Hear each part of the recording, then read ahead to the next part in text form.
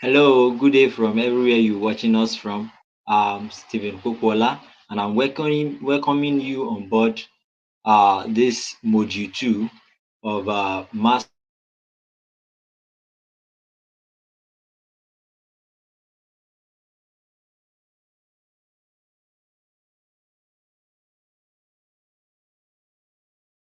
crop.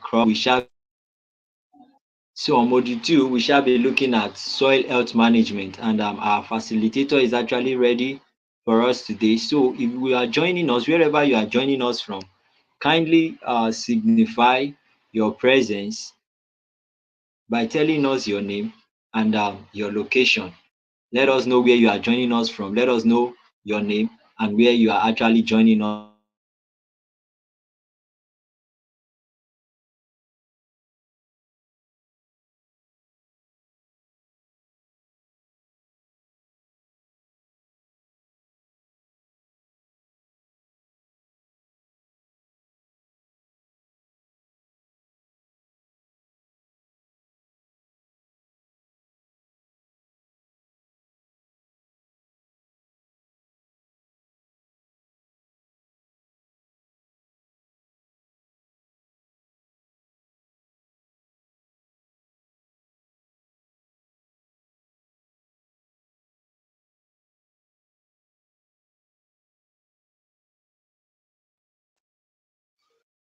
Okay.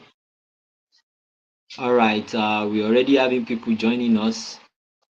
All right. So shortly we shall be introducing our facilitator in today.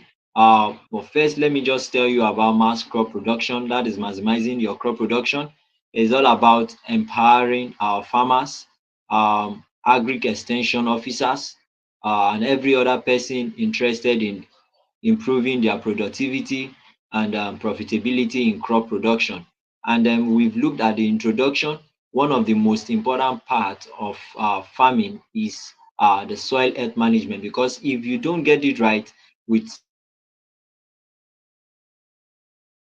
it's going to be very hard for you to actually get it right in other places. So our guest is already here to join us today.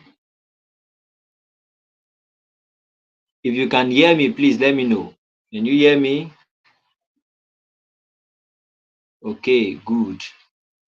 That's nice.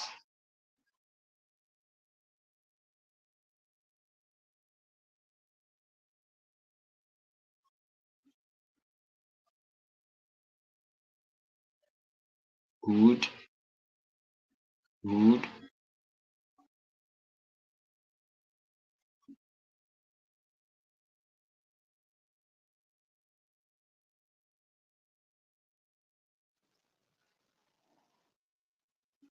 Yeah, Mr. Ishola.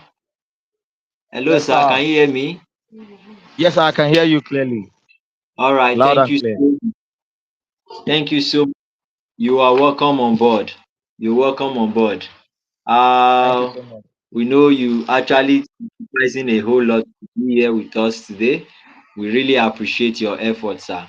Here is Mr. Ishola. He's a soil scientist, and he's going to be taking us on the journey of soil health and its management, and how we can soil to increase and maximize our productivity. Mr. Ishola, you're welcome on board. The stage is yours already. We're waiting for you.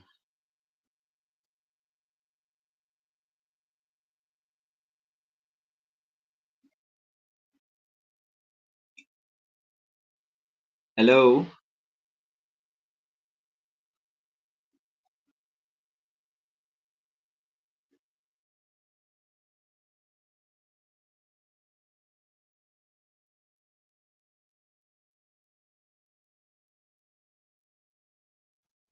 Hello, can you hear me?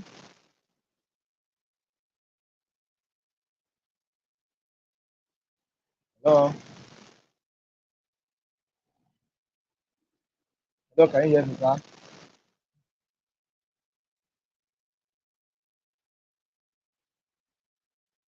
Hello.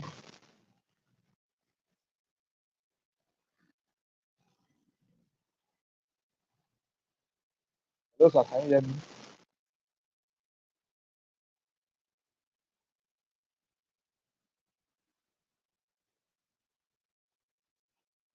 Hello.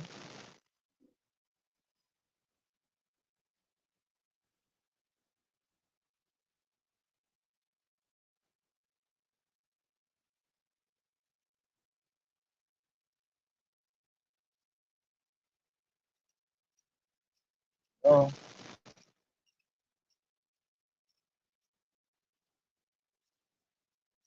Hello, sir.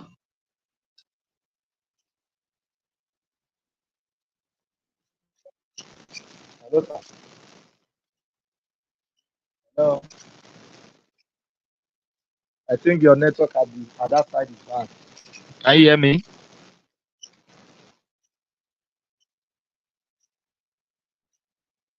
Hello. I think it's the network over Hello, there. can you hear I can me? see you. Yeah. Yes, I can hear you. I think your network is bad Okay, over you there. can start. You can start now, sir. You can start now. Okay. You're Okay. welcome on Thank you board. so much for having me on the show tonight. Yes, sir. I want to really apologize for shifting the date and the time. I'm so sorry, beyond my power, beyond my control. But all thanks to God that I'm able to make it tonight. So if you are watching us anywhere, you are watching us from all over the country or outside the country, I want to welcome you to the class tonight.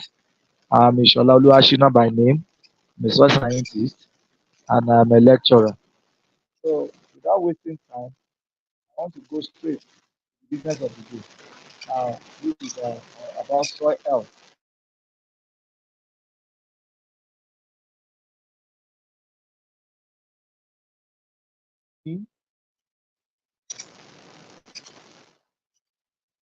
Okay, about soil health.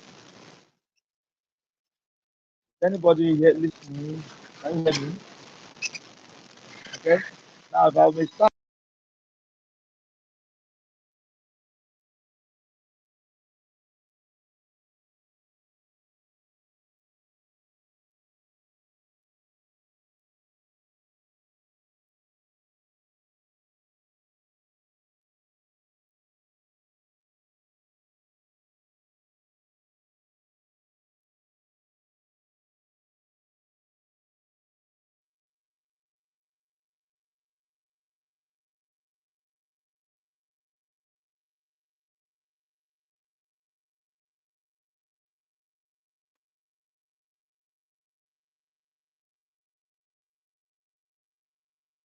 Hello, hello, sir. yes, me, I can hear you clearly. I think the network over there is bad, but I've started. Okay, all right. You can have the ground, sir. You can have the ground. Okay, let me take it all over again. Now, we start with soil health, the definition of soil health. Now,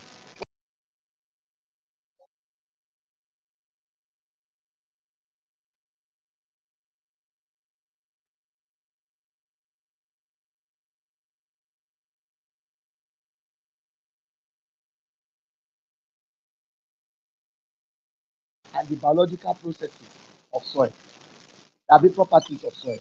There's no how you neglect it, you have to talk about it because we have been talking about the productivity and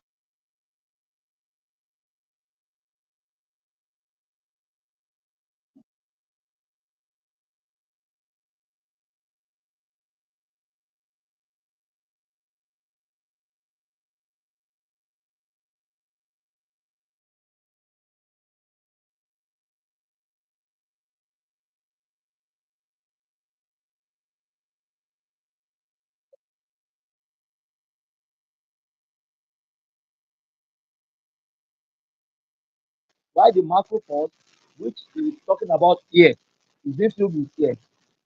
So now, apart from that again, under the indicators, we'll be talking about organic matter content.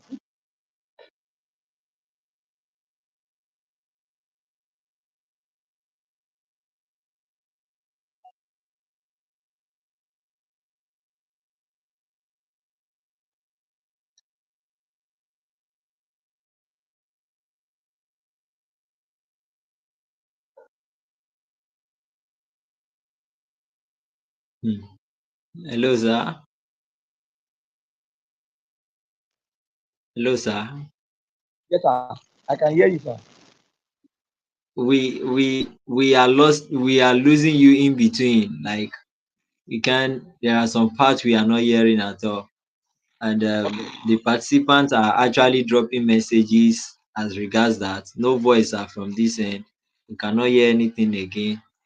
So I think the Okay. network is not favorable tonight. And Hello. hello, can you hear me? Because I can hear you Yeah, I clearly. can. Yeah, we can hear you now. We can hear you now. Okay. Okay. So now when we are talking about the key indicators when it comes to soil health, now we be talking about the soil structure and porosity. Now, when we talk about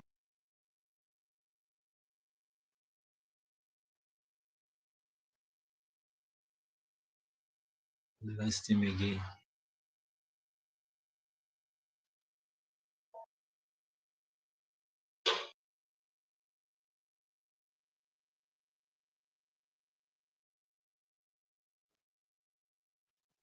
hello, can you hear me? We lost you again.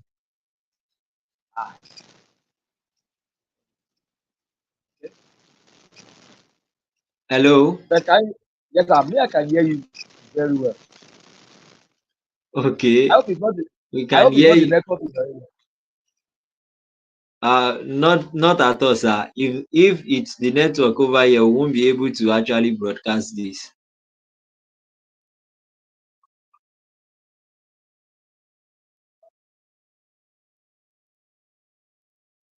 Hello. Can you hear us? Can you hear me now?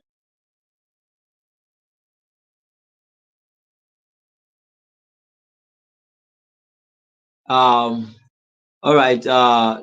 Dear participants, let us just try to exercise patience. I think he's trying to fix the network at his house is over there. So let's exercise patience a bit and see how it's going to be. If we can actually have him, if the network will not permit us to have him, then we can always reschedule. We can always reschedule, but let us give him the chance to put things in order, or peradventure we can actually have him. So let's wait a bit. If we can actually get a good network zone over there to actually speak to us, we'll get to know. Just few minutes. Yeah, Ayoade Abdulsalam Adeshina from Jos. Yeah, I can see you. Hello, sir. Zekwe David, I can see you too. Okay, welcome back, sir. Welcome back, sir. We can hear you now. Yeah. Hello? Uh, He's gone. The network has actually cut him off totally. Let's wait for him to rejoin. Let's wait for him to rejoin.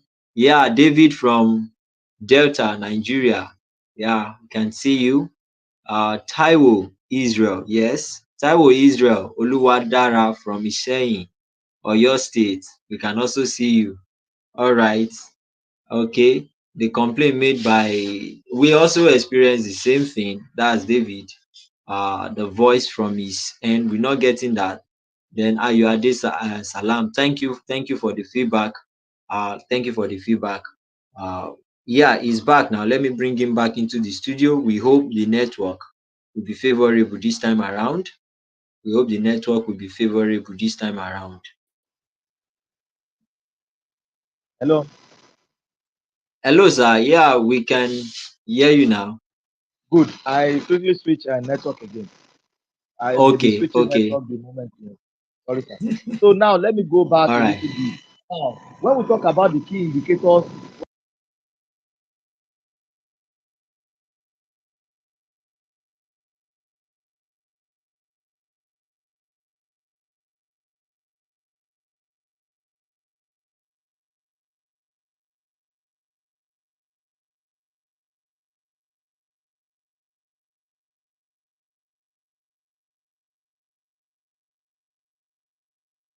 Okay.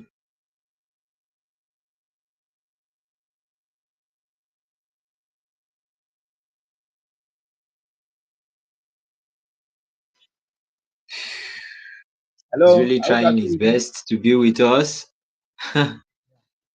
Hello, we lost you in between, sir.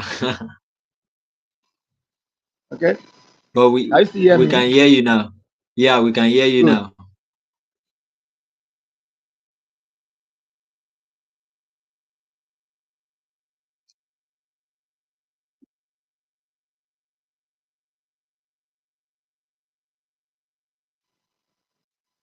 Significance of soil health in agriculture.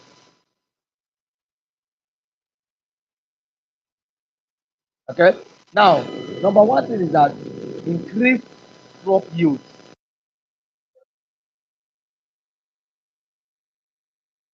Oh no, it's it's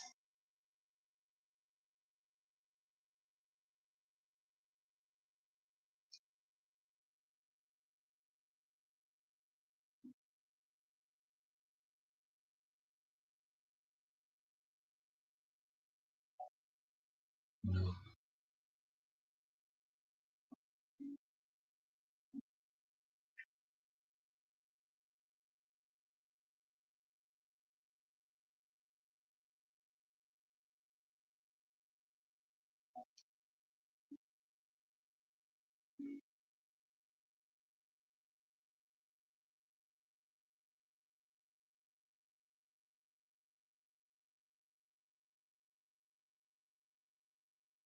So hello guys. From the look of things, it seems uh we we are really having it so hard today to actually communicate with you well. The network has been poor, the network has not been favorable. So we are very, very sorry. As you can see, Hello. the facilitator at his own side trying to struggling to actually meet up with us, to actually meet up with the class, but the network has not been favorable on his own side over there. So I think at this point in time, for us not to waste our time, it's best we actually reschedule this class. We're going to reschedule this class possibly tomorrow. If we're going to have a good time, if he will be available, then we can always have him here. And if his network will not be strong enough to actually be in our virtual studio with us, then we can have it on the community, like on the community, possibly the way we've had our previous classes, or uh, any other way we can actually have it. Thank you for those that actually joined in. Thank you so much for joining. I can see the names of those I can see here. The number of people viewing right now is more than the names of those I can see here. So please, if you are actually with us here today, kindly drop your name, kindly drop your name in the comment. Comment your name and your location. Comment your name and your location. Comment your name and your location. Okay, he's back again. Let us try it one more time. Let us try it one more time. Let's try Okay. it one more time. Let's try it one more Le- time. okay. Can you Hello, hear me sir. now? Yes, sir. Yeah, we can hear you now. Let's just try Okay. this one more time. If it's not Okay. going to work, maybe we can actually reschedule the class. No problem, sir. But we can Let's hear try you. it now. Oh, We can hear you now, sir. All right. oh, good. So let me start all over again. Let me just rush through what I've said before. Now, we start with the Okay. definition of soil health. Now, when we talk about soil health refers to the ability of a soil to support plant growth, maintain ecosystem services, and withstand environmental stress. When we talk about soil health, now it encompasses the physical, the chemical, and then the biological properties of soil. And when we talk about the physical properties, we'll be talking about here, we'll be talking about porosity, structure, which are the arrangement of soil. Now, when we talk about the chemical, we'll be talking about the nutrient composition. We talk about um, organic matter. Now, when we talk about the biological, we'll be talking about microbial activities and diversity. So they are the key indicators when it comes to soil health. Now, that will now lead me to significance of soil health in agriculture. What is the significance of this soil health in agriculture? Number one is that they increase crop yield. Now, when you get it in the right proportion in the soil, now productivity and sustainability is guaranteed. I hope I'm still with you. Yes, sir. We can hear you loud and clear, sir. Good. Yes, Now, sir. so when we have increase in crop yield, now the healthy soil support optimal plant growth, leading to higher yield and better quality crops. Now, number two is water conservation. So healthy soils absorb and retain water, reducing runoff and minimizing irrigation need. You don't need to go and be looking for money for irrigation properties anymore. Now, when you get it right and you have a good soil health, you have what improve nutrient cycling. Now you have what you call enhanced ecosystem. The ecosystem will be enhanced. Now the ecosystem services will be enhanced, whereby the healthy soil supports biodiversity, pollination, and climate regulations. Now it also helps in soil erosion prevention, because the soil will not be degraded, will not be prone to environmental degradation, whereby there won't be direct contact of the precipitation. That is what we are trying to say. And then climatic change mitigation. Now, and then it will reduce chemical use, reduction in chemical use. So soil health reduces the need for synthetic fertilizers and pesticides. They improve food security. They improve supporting global food security. Now and then Wow. environmental protection. So when we now talk about the factors affecting soil health, number one is that intensive tillage. Those are the factors that affect intensive tillage. People come together, they come and do plowing, they bring a tractor. The second time again, after 2 weeks, they do plowing again. Now, after then they do harrowing, they do tillage. You are exposing that soil, and it's one of the factors that affect soil health. Another one is monoculture farming, overuse of chemicals and pesticides. You are exposing that soil, you are destroying the ecosystem. It's going to have an adverse effect in the productivity and sustainability of crops. Now, erosion. That is the reason why we always advise people to please, by the time you till your soil, now make sure that all those things, debris, you put it back on the soil so that there won't be direct contact of rainfall, precipitation on the soil, so that there won't be erosion. And then climatic change, poor irrigation management. Some people will do a kind of irrigation whereby it will lead to erosion. And then lack of organic amendment is there. These are some factors affecting soil health. Now, what is the best management practices for soil health? Number one is tillage. Conservative tillage. Crop rotation. Crop rotation is very important, whereby what you plant today is not what you are going to plant tomorrow. Now and then you have to follow the principle of crop rotation, whereby a shallow rooted crop should not follow a shallow rooted crop, a deep rooted crop should not follow a deep rooted crop, so that you'll be able to maintain the health of that soil. Now cover cropping is very important, because by the time it degrades, it turns to organic matter again, and in which it fertilizes the soil. Now, organic amendment. When we talk about organic amendment, by adding compost, adding manure, planting grading, or we call it green manure, whereby by the time it is fruiting, you can then now it being incorporated back into the soil. And then another one is integrated pest management, whereby you look at different composition and then bring them together, the chemical and then the physical, bring them together and make it work together. And then precision irrigation, soil testing is very important. Don't just do blanket application of fertilizer. You need to know what is wrong in the soil before you apply fertilizer. So soil testing and monitoring of the soil is very, very important, and so jamming. Now that will lead me to what we mean by healthy soil. They play a vital role in supporting crop growth. How? Number one, that they provide essential nutrients and minerals to the soil. Now, number two is that they support root development, root proliferation, root development. And then number two is that they regulate soil temperature and aeration. Now, when we talk about that, they regulate soil temperature. Now, now this the pores that we have in the soil, by the time we have this the root of this plant being on the soil, now the organic matter now comes in to come and play the role of the regulation of soil temperature. And then there will be moisture because they are being conserved in the what's it called in this organic manure. Now they supply water and facilitate water coverage.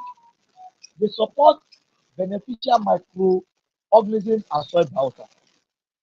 Now, how does this healthy soil plays a vital role in supporting water retention? Is one of the things in the curriculum. Now, they act as a natural reservoir for storing water for plants. As at the time that, because under moisture, we have what we call incipient wilting, and we have what we call permanent wilting point. At the situation whereby that plant does not have water to regulate for growth, the next thing is that it takes this water from this organic manure. So it regulates water infiltration and runoff. It also maintains soil porosity and permeability. They support the groundwater recharge, and they reduce erosion and soil losses. How does this healthy soil plays a vital role in supporting the nutrient availability? Hello, are you still there? Yes, I'm here with you, sir. Okay. I just need to know so that I don't, I didn't get really lost in transit. Now, they store and release nutrients as needed. They support cycling, nutrient cycling. They provide habitat for beneficial microorganisms. The nutrient availability. When the nutrient is available in the soil, now the microorganisms will be able to work perfectly. Now they provide the habitat will be conducive for the microorganisms to function very well because the ecosystem will not be destroyed. They regulate pH and nutrient availability and reduces nutrient leaching and loss. Now, what are the key characteristics of healthy soil? Key characteristics of healthy soil. Number one is that high organic matter content in the soil. Now, I think I've discussed much about organic matter, so I'm just trying to just lay this point down so that we can get it. And at the end, if you have any questions, please you can just jot it down. I will come and attend to them. Now, good structure and porosity. If the soil are the structure, we are talking about the structure, we are talking about the arrangement in the soil. So we have different structures. We have the bulkiness, we have the angular structure. We have different structures when it comes to soil.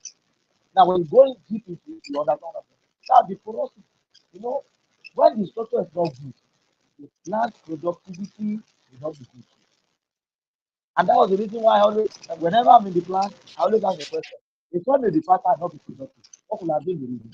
Structure may be a problem, porosity may be a problem. And so let's continue. The third one is a balanced pH and nutrient level.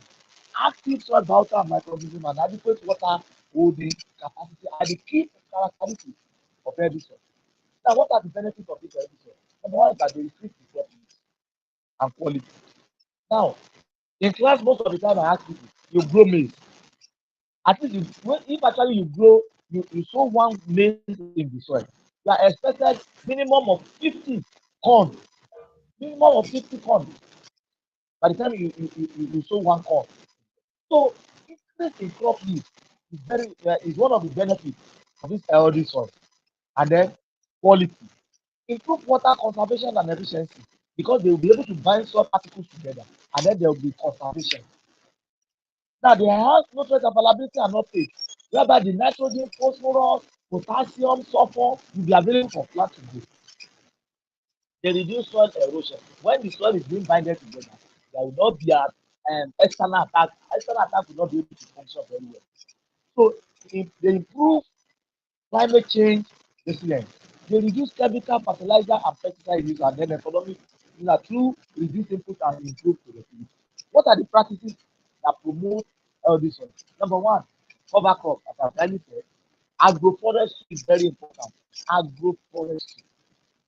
Now, what do you mean by that is that you plant your trees beside, in between the trees, you plant your crops. Now, as the leaves of those trees is being shed, now they shed on the floor. Number one thing they don't do is that they cover the soil for external attack. Number two is that they decompose it and become nutrients that will be useful to the soil.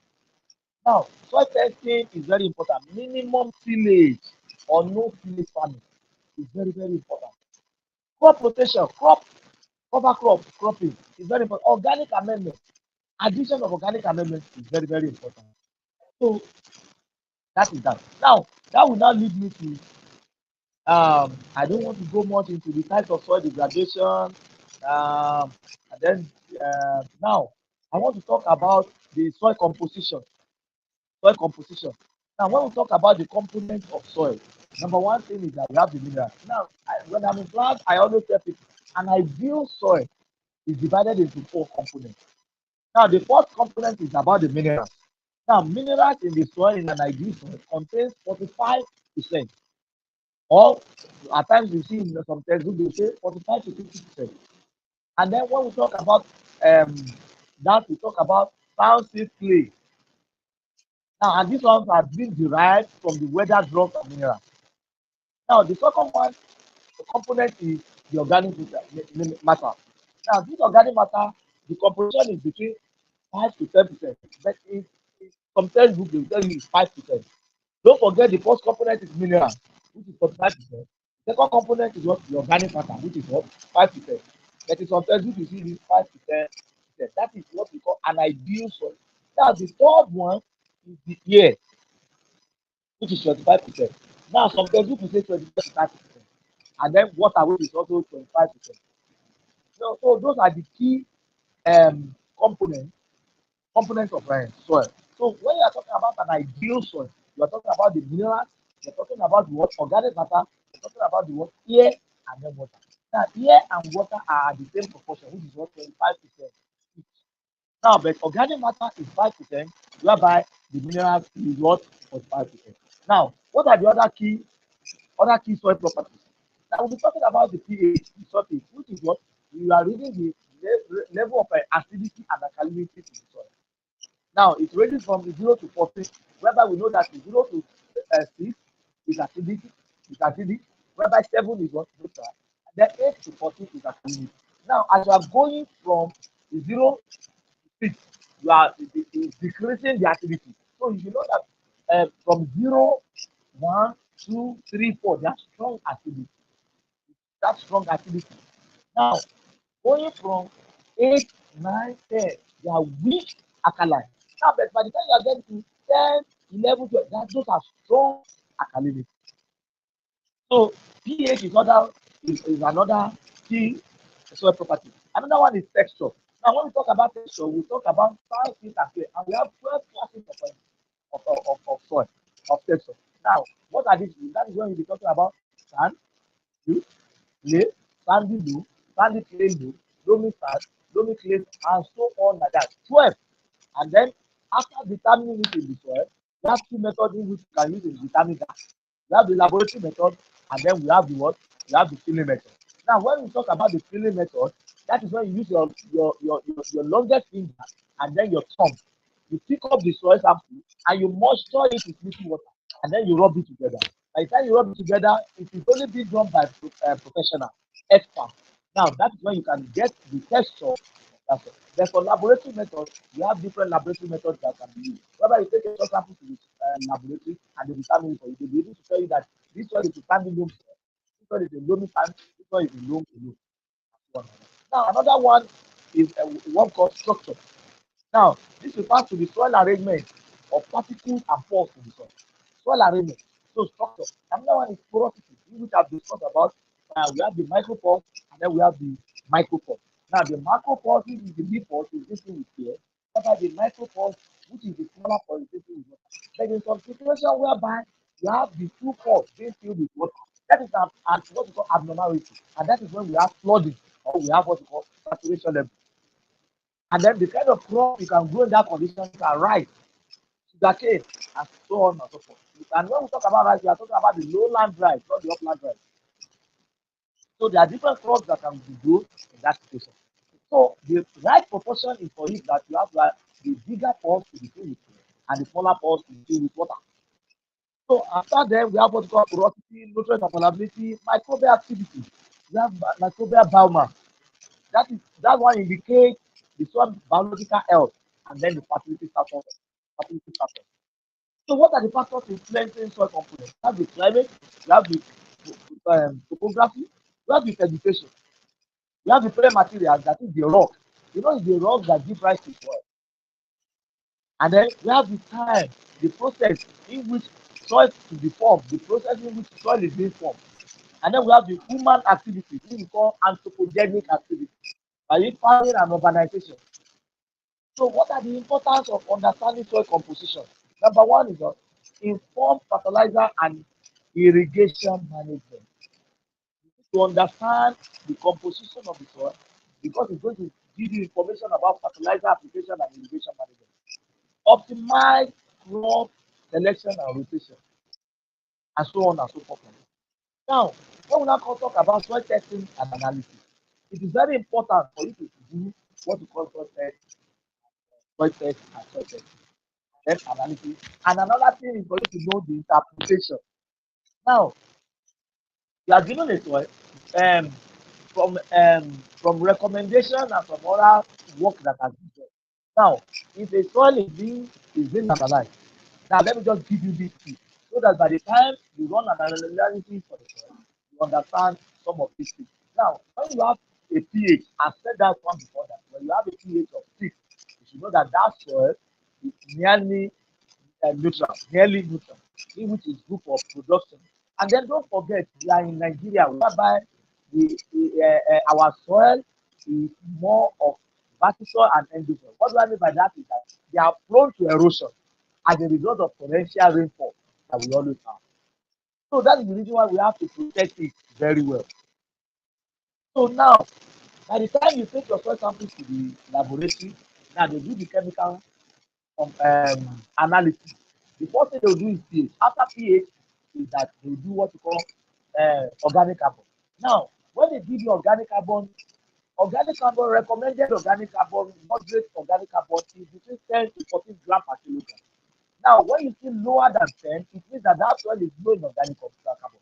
When it is that greater than 14, it means that that soil is high in organic carbon. Now, you can now convert organic carbon to organic matter by multiplying it by 1.724. How do we get 1.724? It's as a result of, we believe that the organic material in the soil is 58. So you cannot say 100 divided by 58 will give you 1.724. So whatever you get for the organic carbon multiplied by 1.724 will give you your organic matter. So I'm giving you some tips. After that, we have what we call available phosphorus. Available phosphorus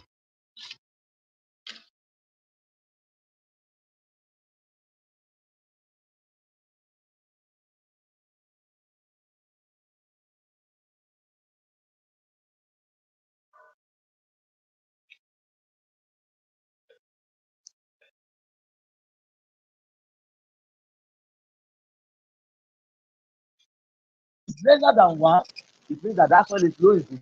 If it is greater than 5, it means that that soil is high in zinc, and so on and so forth. We have a lot of recommendations. Now, and when it comes to soil testing, now we have what we call soil recommendation, we have soil to crop recommendation, and we have crop recommendation.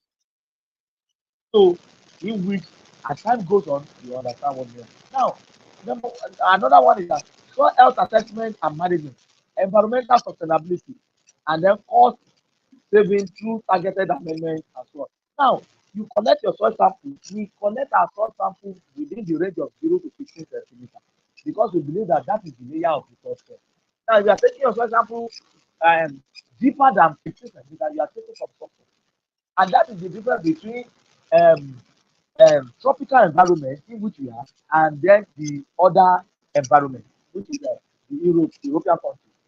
Now, in the European countries, have their own software and the organic layer is between 0 to 1 meter. Whereby we in the tropics is between 0 to 15 centimeters. So we take our soil sample from 0 to 15 centimeters.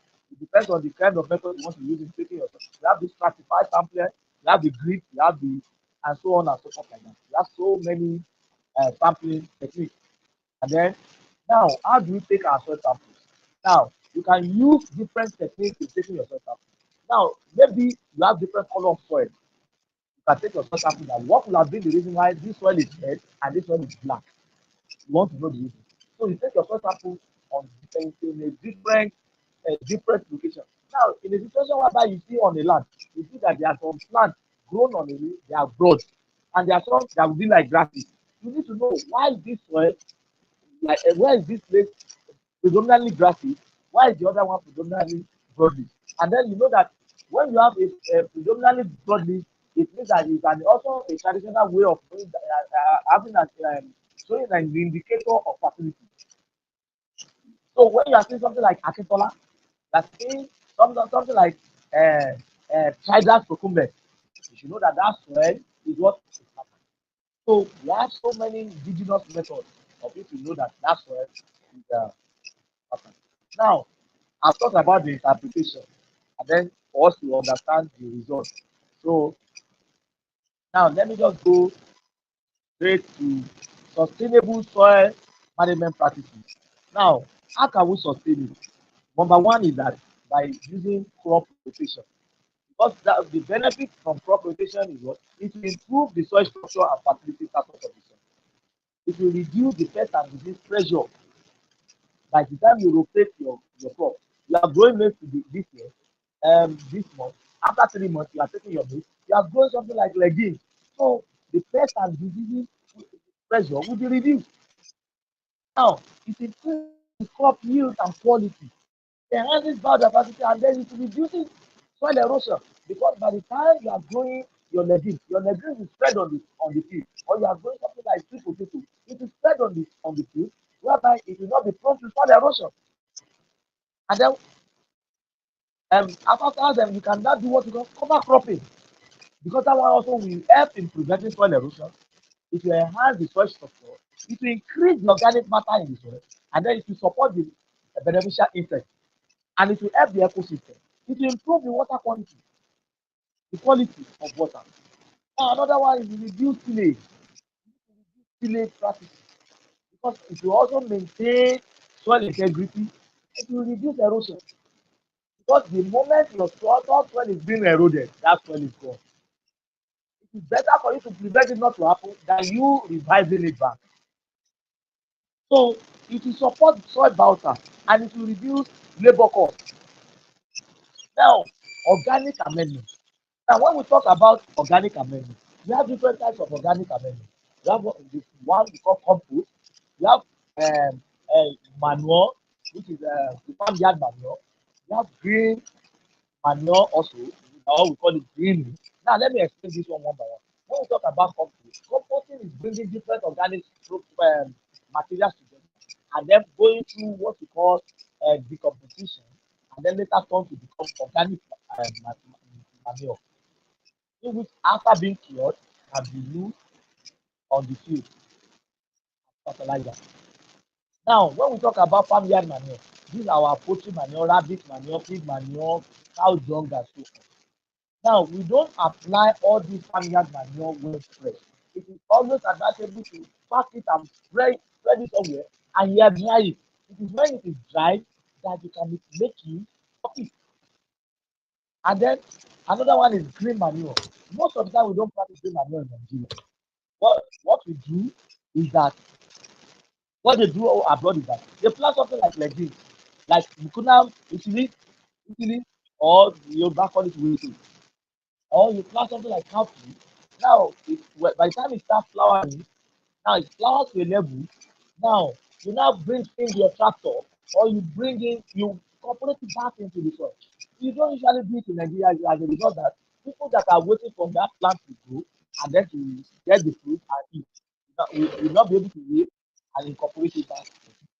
So another one is biofertilizer, in which not that well pronounced this part of the world. So what are the benefits of this system?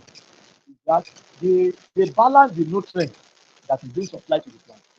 They reduce fertilizer wastage, reduce it, and they increase the crop yield, and then they enhance environmental sustainability. So it is very important. Well, additional sustainable soil management practices. You can make use of a mulching, all these things that by the time you take it away from the farm, you go and use them at home, you trash it.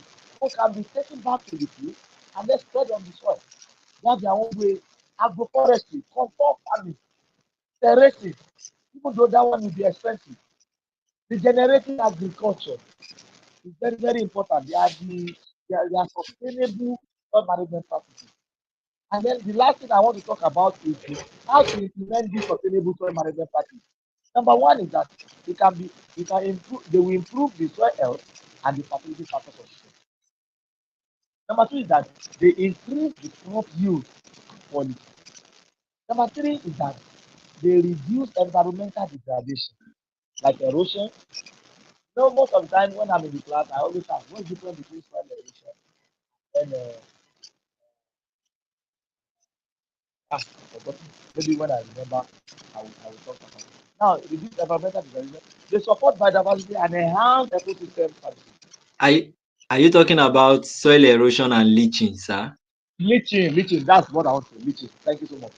All Most right, of the sir. time, Yeah. now, when we talk about soil erosion, now, erosion is the detachment and then depletion of soil particles. Now, when we talk about soil particles, we're talking about sand, silt, and fish. Now, the moment there's nothing cementing them together anymore, they detach. And after detachment, they get depleted. And then they are being carried from one position to another position, which through these agents, is either through water, is either through wind, is either through human anthropogenic activity, or through animals. They are being transported from one place to another. Now, when we talk about leaching is what? Washing down the subsoil of nutrients from the subsoil to the subsoil. And then when we talk about precipitation, I remember this, I think I need to add it. When we talk about precipitation, rainfall is a form of precipitation. Mist is a form of precipitation. Air is a form of precipitation. Dew is a form of precipitation. Now, how do we now get moisture into the soil? Now it's through cooling, which is what? Through precipitation and irrigation. Now, which is what? Natural and artificial.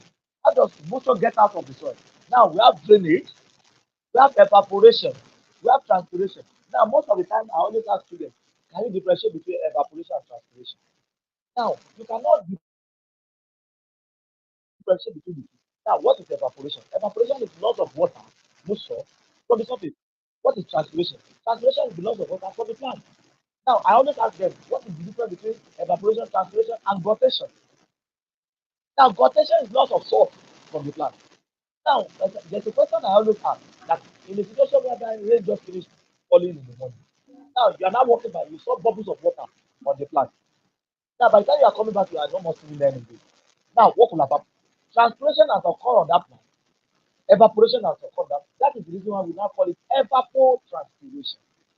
And by the time you go further, we have what we call actual evapotranspiration and we have potential evapotranspiration. So in which evaporation and transpiration cannot be separated. That's why we call it evapotranspiration. And then there's one we call SAW, it's called soil available water.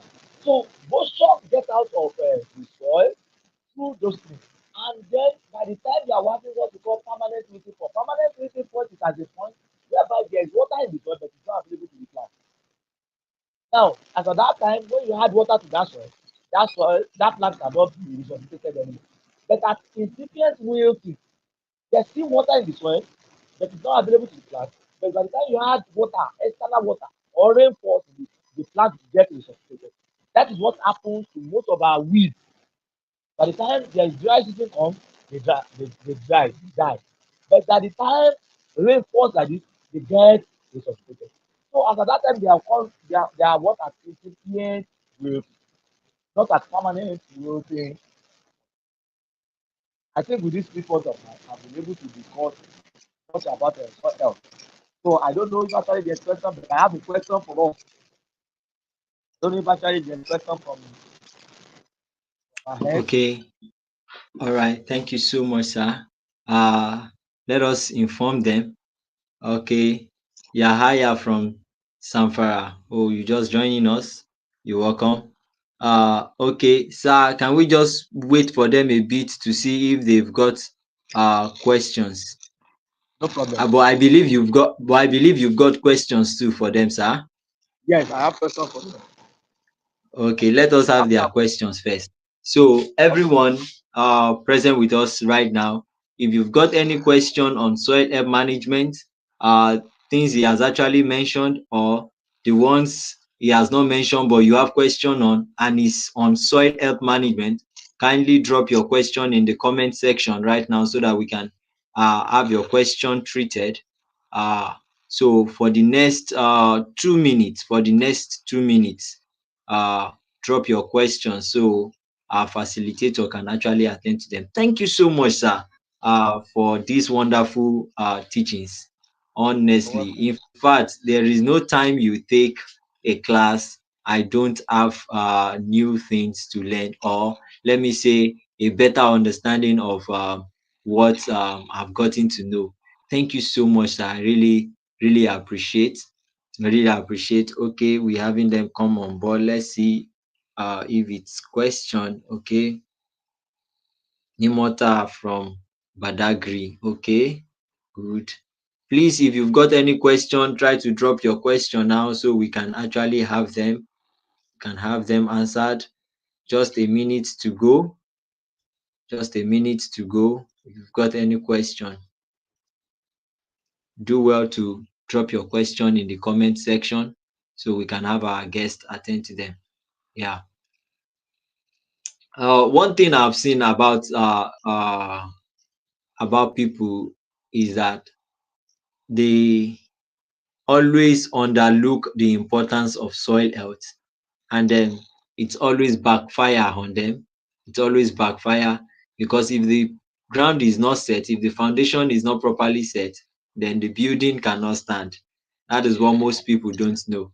And then I love the part where you mentioned I don't I maybe you can help us recap that part on soil management. You mentioned that is it integrated soil management, or you mentioned that it has to be measured, it has to be monitored, and I think maybe there is another part attached to it. I can't remember. You mentioned like the soil has to be measured, like the soil earth has to be measured, then it has to be monitored, then I think it has to be amended. I can't really get that. Uh, so I don't know if you can just help us but buttress on that while we wait for their question, like the steps, like what should we do to our soil? Like we've gotten our soil now, before we cultivate it, what do should we do, or how should we go about it? Or let me say somebody, okay, just help us out with it. Like I am a farmer, I've gotten a Yes. land, somebody has given me a land to actually cultivate, or I've gotten a land to actually cultivate. What are the steps I should take? Let me just come from that. What are the steps I should take? Maybe before Soil man. planting, Okay. while planting, or and also after planting. What are the steps I should take as regards my soil, sir? Okay. Thank you so much. That is the question that you asked me.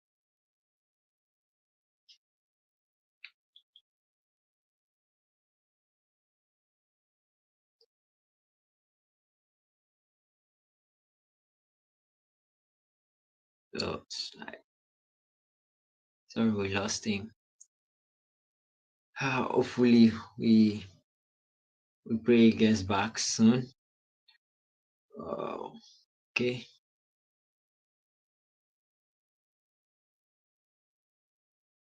Hello. Can you hear me? Hello. Yeah, we can hear Hello. you Can now, you hear me? sir. You, Okay. I yeah, can. we can hear you now. You were about answering the question before we Yes, sir. the Yes, sir. network Now, misbehaved. All right, sir. the first thing we do is what we call reconnaissance survey, reconnaissance surveying of the Record. land. Now, reconnaissance. Okay. Now, what do we mean by reconnaissance surveying? Is for you to go around the whole field and look at it. Where can be used as a farmhouse or is as a store? Because you cannot plant on a place whereby we have plantite. What do I mean by plantite? We call it underground hard pans, or where we have rock under Okay. the soil, where we have rock under the soil. So in a situation like that, you realize that there are some people that will plant. After planting, they will realize that their plant, by the time the tip of the root hits the rock under the soil, it Hmm. dries up. No, it's as a result that reconnaissance surveying was not done. So reconnaissance surveying is very important. At least dig round your land at least to the level of 15 centimeter. if you are planting arable crops. Hmm. But if you are planting Hmm. tree crops, at least you have to dig down to at least 2 meters, 3 meters. In fact, what we do is that we always dig what we call profile pit for us to be able to do what we call suitability of the soil. Hmm. Now, after then, the next thing is for you to collect the soil samples. Take the soil samples and take it to the laboratory. From there, you can get recommendation on what you need to plant. There are some set of people whereby, in fact, the question, let me raise a question whereby if I would be so happy if somebody can answer it. Let's assume that you have a land and the land is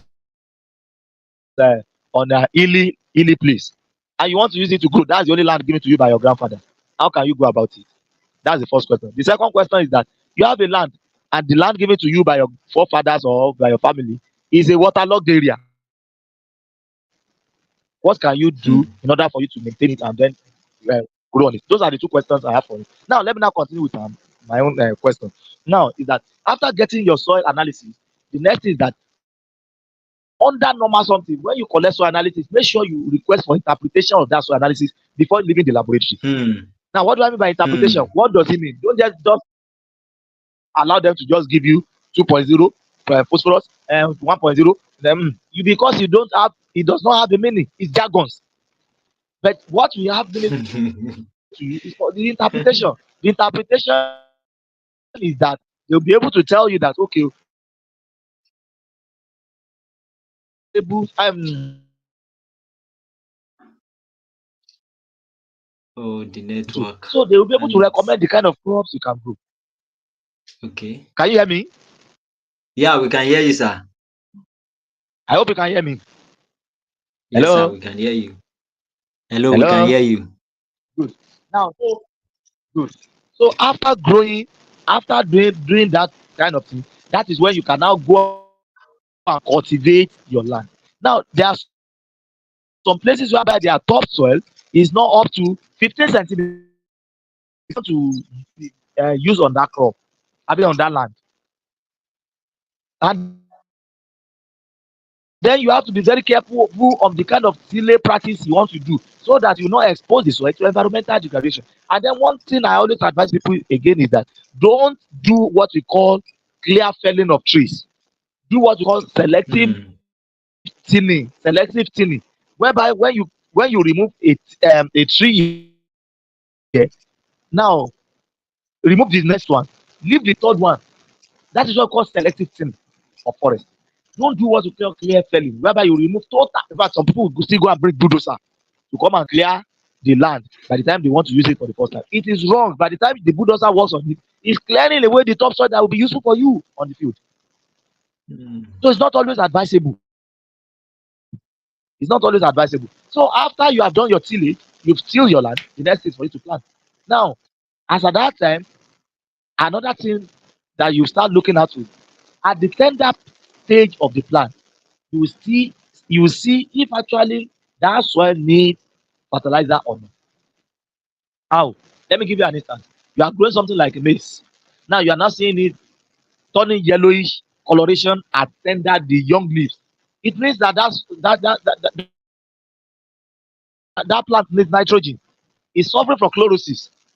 That's the symptoms of chlorosis. Or you are seeing purple coloration. It means that that soil is suffering from phosphorus. So as at that time, the next thing you need to go and get is for you to get urea. If it is just only nitrogen, because urea contains 46% nitrogen, purely nitrogen. If it is phosphorus that plant is in need of, you can get what we call our NPK. We have 0010. We have 10, you can formulate it. We have 10 10 10. We have 15 15 15. But the most commonest one is 15 15 15. And that is the reason why we have misused that 15 15 15. Whether the plant is showing symptoms or not showing, I know some set of farmers they must add fertilizer to the soil, which is wrong. And the problem is that by the time you overfilled the soil with fertilizer, it will throw back rubbish to you later. Whereby you just see that you are growing maize, your maize is just growing vegetatively. It's not producing the corn that is very useful. Except you can only use it for fodder or feeding animals. So those are the steps you need to take, and then before you can grow whatever on the field. Thank you.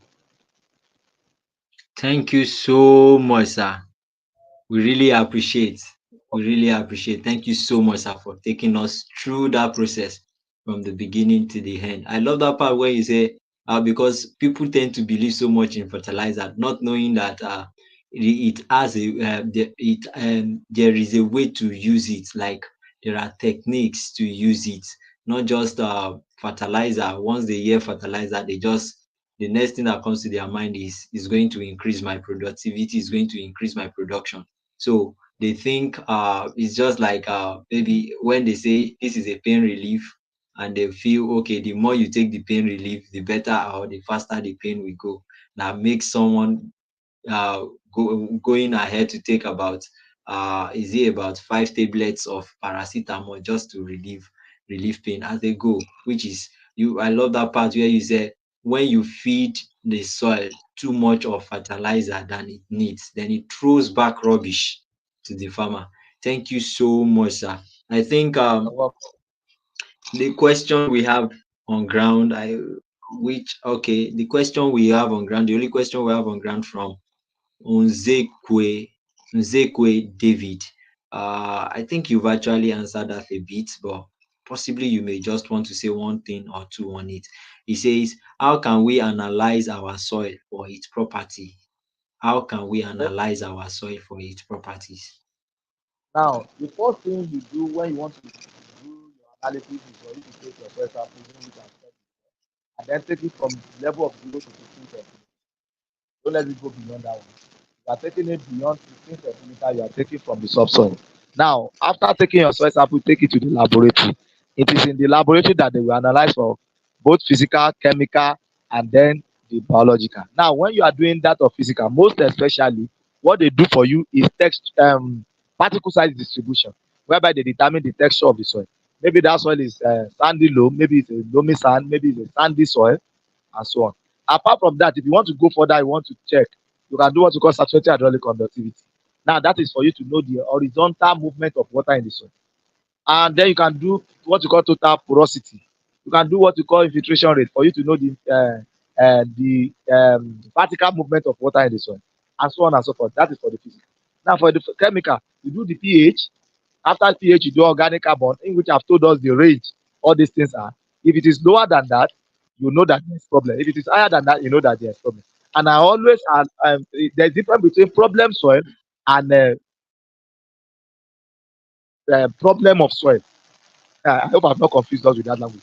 There's a difference between problem soil and problem of soil. Now, let me quickly explain that. I'll go back to where I'm going. Now, when we say problem soil, we have three types of problem soil, which is sodic soil, saline sodic soil, and sodic soil. Sodic, saline sodic, and saline soil. Now, which means there's high percentage of alkaline in the soil, sodium in the soil. I hope you can hear me. Can you still hear me? Yeah, yes, sir. Good. Now, so that is problem soil. Now, problem of soil can be erosion, can be degradation, can be anthropogenic activities, that is activities done by woman. So that's different. Like, I've cleared that. Now let me now go back. After your organic carbon, we have what we call total nitrogen. Your total nitrogen is between 1.6 to 2.0 gram per kilogram. If it is greater than that, than 2.0 gram per kilogram, it means that that soil is high in total nitrogen. If it is less than 1.6, it means that it's low in total nitrogen. So after then, we have what we call available phosphorus, which is between 7 to 20. So if it is lower than 7, it means that that soil is low in available phosphorus. If it is greater than 20, it means it's high. So now, after your available phosphorus, we have what we call exchangeable cations, whereby you talk about the potassium, you talk about the sodium, you talk about the magnesium, you talk about potassium, sodium, magnesium, calcium. Now we have the anions, which is the micronutrient. We have the manganese, the zinc, the iron, uh, the, uh, the iron and copper. So those are for the chemical. Now for the biological, we have the microbial biomass, microbial counts. So these ones can be done in the laboratory, in which I really advise that by the time you collect your result in the laboratory, please ask for the interpretation so that those jargons will not become something else again by the time you take the result. Thank you. Thank you. Thank you so much, sir. Even David that asked the question has responded. Wow, much insight, much insight. So thank you so much. I think you have actually done justice to the module tonight. Sir, we don't have any question on ground again. And I asked earlier on, I that hope you've got questions for the participants. Can we now have your questions, sir? So they Okay, can I get think to I've, work on I've the asked question my question. and okay, maybe you Uh, help I, us. I, I will yes, I will recap again. Now, in which All right, sir. please, whenever they have issue with it, you can just let me know. With number one is that you Okay, have a land in which it was inherited, and then the land is on hill,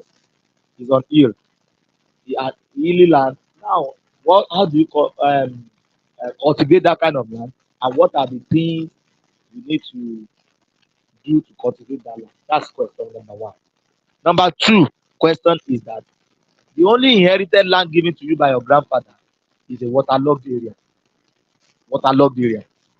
So how do you lower the water and cultivate it for growing crops? One, and then what are the kind of crops that can be grown in that kind of situation? Those are the two questions. all right. Thank you so much, sir. They are practical Thank God. questions. Yes, they are practical questions. They are questions that really need them to think. Because it's a real life scenario you're actually giving to them, and thank God the class is actually recorded, so they can those that are not available now or those that are not online with us while the class is on, they can always get back to it and listen to it and get the question because it is a must for every participant to answer. As a matter of fact, every participant that wants to actually get to the end of this course with us and get certified must answer every question, every assignment, or every proceedings given. So thank you so much. I will really appreciate you. Thank you for the efforts. I actually know a whole lot you've actually sacrificed to be with us tonight. I know of your movements all the way from Ibadan down to is that Ondo State, sir? Right? Yes, Am I correct? yes, on those Yeah, things, you're right. the activities of the whole week and the whole lot of activities you still got ahead of you for the new week. Thank you so much for your efforts to make us have you tonight. Thank you. We really appreciate. Really appreciate. And now, sir, before we leave, do you just have a word for the participants, the farmers, the farm managers, the agro extension officers, and every other person interested in improving their crop productivity, which are who are part of this course, this program. Your one word for them, sir, before we leave. Now, my word for us is that please we should make sure that we test our soil before we grow anything, and then because so that we are able to maximize our land, and then we not grow our land into a problem. Now, because I usually say, whenever you for example, you are teaching me because you are disrupting my great grandfather. Because soil is just like a human being. Now, when we are doing biology in our secondary school, they tell us this better. Now, like the way human beings is the way soil is. Soil, there's nutrition in soil, there's movement in soil. Soil also dies. So you buy it today, that can be left full and sharp. When that land is as sharp as a result that that land is dead, and then to recover a land that is dead, problem, serious problem. Mm. So I want to advise us just to let us be pouring fertilizer, planted application of fertilizer is not good. Let us do first because the health of the soil. And then one thing is that in organic agriculture, whatever you throw back into the soil is what the soil will throw back into. So you need to eat something healthy can use out it can be put more fertilizer in the soil, it takes heavy metal. Heavy metal to consume it, it destroy the organisms. So thank you so much. God bless. All right, thank you so much. To our dear participants, you've actually been part of this class. There are, even apart from the question he asked, I think on the community, I've actually thrown some questions to you from what he has actually taught us today. And then please try to attend to those questions. We continue the discussion and learning on the community platform. Then if you still got any other question as regards soil health management, just relate your question on this video. Like, it's going to be available in the comment section. You can relate there, or better still, you just relay your question on the community. We will always get it across to our soil scientists, and then we very soon, I think very soon before the end of the program, we are going to invite him on the WhatsApp community to actually address some of your questions, or even just interact with you. We're going to have a special day for that. Thank you so much, sir, for actually being part of us. And to all participants, you are there. Thank you so much for joining in. I wish you all a good night. I wish you all a good night rest. Please attend to those questions and get them submitted when it's due. I hope you enjoy this class and get prepared for the next one. The next class will be on um, water management. Is going to be on water and moisture management. So we are moving. Oh, sorry, not water and moisture management. It's going to be on crop variety selection. Crop variety selection. Uh, just relax your mind. Information about whatsoever will happen next will be given to you, and then we move together. Remember, the more you engage, the better you get. Bye for now.